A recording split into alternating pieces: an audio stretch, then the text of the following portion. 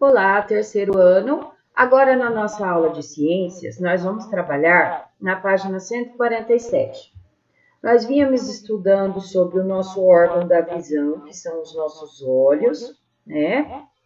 Nós vínhamos estudando sobre as fontes de luz, que o nosso olho precisa de uma fonte de luz para o objeto ser refletido e nós conseguirmos enxergar, que as máquinas fotográficas têm um processo parecido, né, com o olho humano. E agora nós vamos estudar sobre a reflexão da luz. Vamos ler aqui uma tirinha do Horácio. Observem a primeira imagem, segunda, vão observando. Perninhas curtinhas, bracinhos minúsculos, um cabeção enorme, olhos esbugalhados. Ah, tudo bem, deve ser um daqueles espelhos que deformam a gente.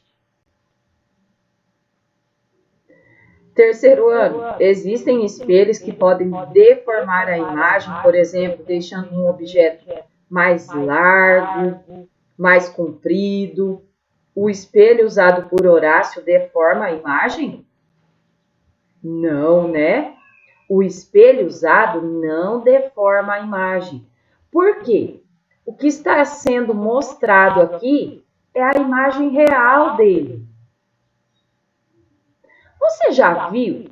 Você já se viu em espelhos que deformam a imagem? Sim ou não? Número 3. Em sua opinião, por que alguns tipos de espelho formam imagens diferentes do objeto real? Então, se você nunca viu, você tem a oportunidade agora. Pegue uma colher de sopa. Quando você pega a colher de sopa e você se olha pelo lado onde é colocado o alimento, essa superfície é chamada côncava. Você se vê de uma forma, certo? Vira a colher agora ao contrário. A colher de costas, ela é convexa. Ela é chamada de superfície convexa. Viram a diferença da imagem de vocês? Do reflexo da imagem? Na superfície convexa, quando a colher está virada de costas, a imagem fica o quê? Maior ou menor? Fica menor e fica direita. Na superfície côncava, onde fica o alimento, na colher, a imagem refletida fica maior. E conforme você vai afastando, a imagem afasta também. E vai olhando. A imagem vai ficando invertida. Certo? Agora, nós vamos para a página 148, porque nós vamos estudar sobre os tipos de espelhos, sobre a forma como a luz reflete nesses espelhos. Observe as imagens a seguir. Aqui nós temos a superfície de um lago refletindo as montanhas, né? O lago está aqui, mas as montanhas não estão aqui. Elas estão lá em cima. O reflexo permite que nós possamos ver a imagem das montanhas refletidas na água.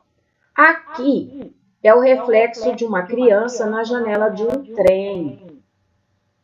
Então, os materiais estão refletindo elementos que estão sendo iluminados, quer dizer, esses materiais estão funcionando como espelhos. A água está funcionando como espelho e a janela do trem como espelho. Para ter a característica de um espelho, a superfície precisa ser brilhante e plana, retinha. E esse é o caso das imagens acima. São situações em que a superfície plana reflete a luz que chega até ela. Aqui refletiu as montanhas, aqui refletiu a imagem da criança. Para ser um bom espelho, a superfície deve ser muito lisa e sem saliências. O que são saliências? São partes em relevo numa superfície lisa.